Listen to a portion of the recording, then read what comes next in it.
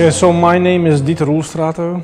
I'm a Belgian curator, so originally from the country in which we now find ourselves. I'm part of the curatorial team that put together the 12th Time Zone, a contemporary art report from Russia. It's a non-existing time zone in Russia, and we think it's the time zone of art. It's a report from contemporary art in Russia. So we're reporting back from the research trip we made in 2018. This exhibition, I think, is a little bit of a strange animal. I like the absurd idea of trying to compress the biggest country on earth into the smallest exhibition spaces available in this building. Вневременная история, потому что эти проекты, они мало чем объединены, то есть они как бы даже вообще не объединены ничем, это такие супер локальные художественные истории и высказывания, которые вот единственное, чем объединяются, некой такой вымышленностью вот этого временного пояса.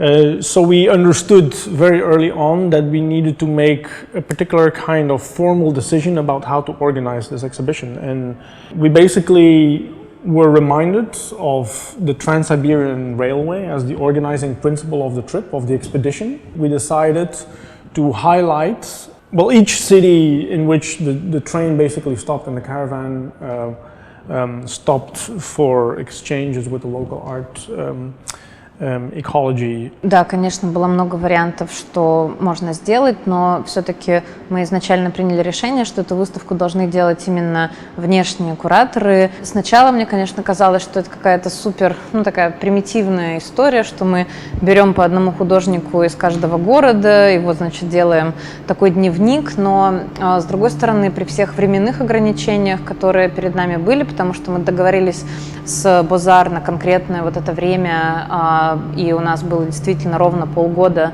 на создание какой-то вот итоговой выставки. И самое первое, о чем мы договорились с кураторами, что это не итоговая выставка, да, что самое главное, это не то, что мы вот показали, что такое российское современное искусство. Это именно такие, это выставка про проявление тех потенциалов, которые вот мы обнаружили, когда ехали на поезде. И, собственно, вот эта вот идея оформления уже такого концептуального через часовые пояса, через историю вот этого преодоления огромного такого путешествия во времени. И то, что мы в концепции выставки выстраиваем все через идею времени, мне это очень близко, и на самом деле мне кажется, что из каких-то возможных вариантов это прям супер удачный.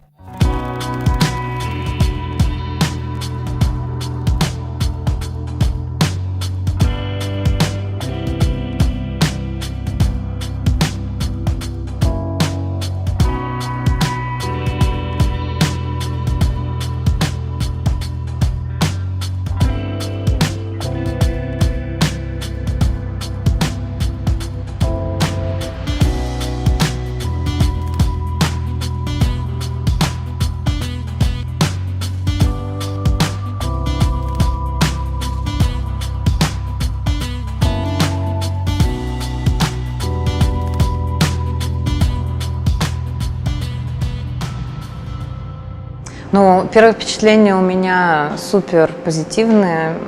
Мне было очень приятно сегодня выступать на пресс-конференции с таким огромным количеством журналистов, которые пришли, и видеть такой серьезный интерес к российскому искусству. Конечно, это тот видимый результат, которого мы так хотели, когда вот начинали «Не Москву», о том, чтобы региональное искусство российское стало видимым, стало известным вот такому широкому международному сообществу. The artists we selected were not always the most known ones. We didn't select the artists because of their names were already famous or something or known, but because of the peculiarity of the work. So there's artists from Tomsk, and there's an artist from Omsk, and there's an artist from Novosibirsk, and Krasnoyarsk, and Irkutsk, and Khabarovsk, and Ulan-Ude, and Vladivostok, and the works, Yekaterinburg, Perm. And of course, these artists are not meant to symbolize the place that they're from, but they're kind of the emissaries of these places that, you know, people in Brussels or Belgium may never have heard of. So one of the artists that I met in person on this trip, Zorik Todorjiev, he showed me a work, a wild idea, a fantasy in a way, you know. It's this image of the work that now exists as a model in the exhibition of this giant steel structure, right? And this made a deep impression on me. I thought that this was a brilliant idea. I think it's a great work. Проект называется «Хозяйка степи». Это некий такой собирательный образ, стилизованный силуэт женщины. Это некий архетип, женский архетип женского начала, наверное, связанный с землей, с родной землей, с небом, связанный со степью. Сам силуэт, он основан на бурятском, на монгольском костюме. Вот эти похожие на большие рога или уши. Это на самом деле стилизованный головной убор, куда вставляются женские косы. В степи это могло бы быть очень классно выглядеть. Ровная линия горизонта степи вдруг будут связывать небо и землю такие вот вышки. And I hope that one day, somewhere in the steppes of Buryat Republic, this work can be realized on the appropriate monumental scale of an actual electrical pillar. This would be amazing. I like the idea that you learn something about, you know, these places that locally mean a lot, but globally not necessarily so much, you know. Yeah, I mean, if only a handful of people go home and go sit down behind their computers and Google Бурятия, then that's already a success. Мое творчество в основном концентрируется как раз на поэтике, на мифе, на территории, о Сибири. Единственный материал для искусства должен быть это дерево, потому что Сибирь — это территория леса. В Сибири вообще, в принципе, к дереву относятся с особым трепетом, в частности из-за того, что дерево дает тепло, и тепло для Сибири — это сакральное нечто. Проект в Брюсселе называется «Черное облако», такой многоголосый эквалайзер, повисший над человечеством, такое темное облако экологических катастроф. И игра на замену того, что облако — это что-то нематериальное, как бы в замену очень жесткому материальному лесу промышленному и черного цвета, оно как бы вот на каких-то таких балансах и работает. Весь мой проект творчества, ну, на данный момент, это попытка создать какое-то сибирское искусство, какое-то, как будто бы оно есть автономное, как будто бы оно существует. An artist who I did not meet is Damir Muratov from Omsk. One of the truly most inspiring artists. I love what he does, but we had no idea what he was going to do here. Меня зовут Дамир Муратов, из Омска, Сибирь. Это, в общем, мурал, получается, да, настенная роспись. Я просто переделал императив Канта сибирским акцентом на язык снега и тайги, и получилось снежное небо над нами, таежный закон внутри нас. Ну и здесь еще аналогии: закон тайга, прокурор медведь. Я думаю, что все-таки Сибирь вот для людей Европы все равно терра инкогнита, они практически мало кто знает. Такие большие расстояния для густо заселенной Европы — это все равно диковато, когда между городами по 700-800 километров. Так вот, я думаю, что в принципе всюду жизнь. Все зависит от того, чего ты хочешь от этого, от Омска или Красноярска, Иркутска, Утровска и так далее. Я скажу честно, я вообще не пытался покинуть Омск, и у меня не стоит вообще эта задача что-то либо покидать. И вообще человек, мне кажется, все-таки не крепостное, не дерево, да, чтобы всю жизнь на одном месте. Я вообще за покидание, но с каким-то потом возвращением. The most important audience of this exhibition are the artists themselves, the Russian artists. I want all of them to go back home enriched by the experience of having worked in this context and in this situation. Because this is the most important part of curatorial practice, that you basically build an environment where artists can exchange ideas and people can exchange ideas. Это история о короткой войне, которая произошла в 1938 году на берегах озера Хасан и реки Туманганная. Работа состоит из 1391 пули и видеоинсталляции. Пули наши — это каждый солдат, который погиб в то время, неважно, это японец или русский. Пули, когда мы стучим ими, они издают такой звон монет. То есть я провожу аналогию, что пуля — это такая монета разменная. 80 лет назад мы завоевывали границы с помощью оружия, и пуля — это как символ войны, который символизирует уже умершего солдата. Прошу зрителя задуматься о том, что будет вообще через 80 лет, будем ли мы воевать или будем как-то делать, что мы будем делать через 80 лет, какая планета достанется нам, какая граница будет у нас. Здесь я провожу такую историю, она у меня в конце фигурирует о том, что дружба среди народов — это прекрасно. Меня зовут Лена Слопцева. Я из Перми. Когда в таймзоне был дан анонс моему проекту, кто-то написал в комментарии, разве можно этим заниматься серьезно? Я тоже иногда задаю себе этот вопрос. Я делаю анимации с использованием такого материального и графического объекта, как скобка. Делаю видеоинсталляции или просто инсталляции с объектами. Для этого проекта я некоторое время делала анимацию, но в анимации нет совершенно ни одного моего самодельного, что ли сказать, изображения. То есть используется для основы рисунок Левитана. Этот рисунок переводится, закодирован, можно сказать, в пиксели, в скобки. И с помощью алгоритмов компьютерных скобки потом силы гравитации падают или симулируется их падение, рисунок таким образом распадается. Но также это работа о моей любви к классическому изображению, про которое тогда еще вряд ли могли сказать, разве можно этим серьезно заниматься. То есть классическим изображением, репрезентативным, вроде бы можно заниматься серьезно. То есть это дань высокому искусству.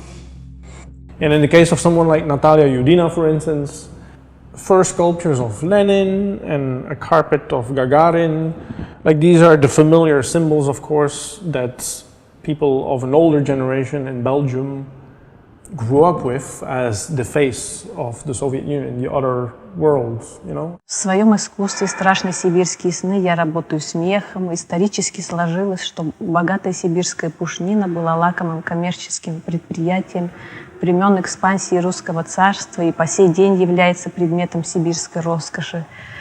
Подобно тому, как во снах приходят мертвецы, в страшных сибирских снах приходит мертвец. Этот мертвец — столетний догматический сон России, давно ставший мифогенным персонажем.